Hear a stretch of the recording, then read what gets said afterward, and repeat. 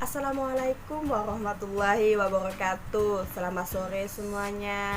Yang kami hormati Ibu Evina Cinda Hendriana, SPD MPD, dan teman-teman yang kami sayangi. Kami dari kelompok 4, kelas 5D, prodi PDST. Terima kasih atas waktu yang diberikan kepada kami. Baiklah, kami akan mempresentasikan materi kami tentang hakikat pendidikan anak didik. Yang pertama adalah pengertian pertumbuhan dan perkembangan. Pertumbuhan adalah perubahan yang terjadi pada setiap manusia, terutama yang berkaitan dengan fisiknya. Perkembangan adalah bertambah kemampuan atau skill dalam struktur dan fungsi tubuh yang lebih kompleks dalam pola teratur dan dapat diramalkan sebagai hasil proses pematangan. Yang kedua adalah prinsip-prinsip dan teori-teori perkembangan. Prinsip-prinsip perkembangan. Manusia itu tidak pernah dalam keadaan statis sejak terjadi proses perbuahan hingga ajal tiba. Manusia selalu berubah dan mengalami perubahan. Perubahan tersebut bisa menanjak dan bisa juga menurun. Yang kedua adalah teori-teori perkembangan.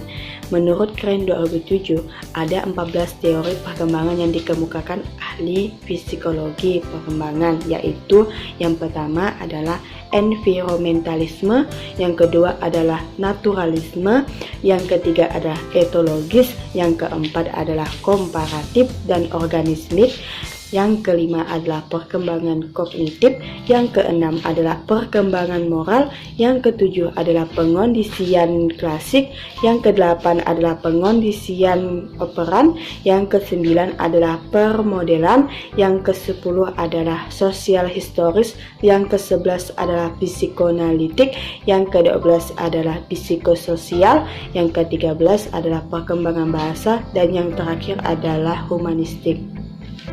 Yang ketiga adalah tahap-tahap dan proses perkembangan.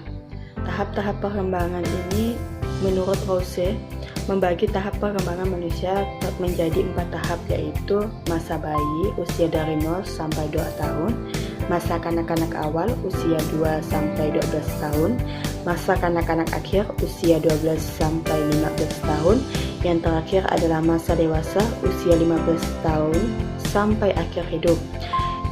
Proses perkembangan yaitu yang pertama adalah masa perkembangan yang cepat, yang kedua adalah pengaruh yang lama, yang ketiga adalah proses yang kompleks, yang keempat adalah nilai yang diterapkan, yang kelima adalah masalah yang menarik.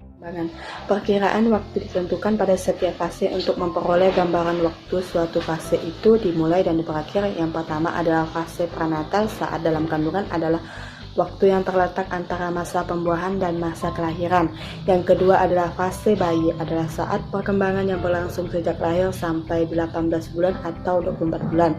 Yang ketiga adalah fase kanak-kanak awal, adalah fase perkembangan yang berlangsung sejak akhir masa bayi sampai 5 tahun atau 6 tahun. Kadang-kadang disebut masa prasekolah atau sebelum sekolah.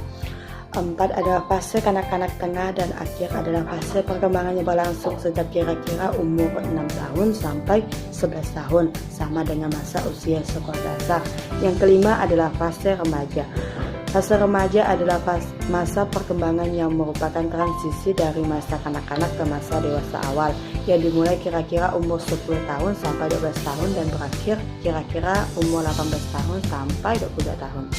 Baiklah, yang kelima adalah faktor-faktor yang mempengaruhi perkembangan. Yang pertama adalah hereditas atau keturunan dan pembawaan. Yang kedua adalah lingkungan, sekolah, dan rumah.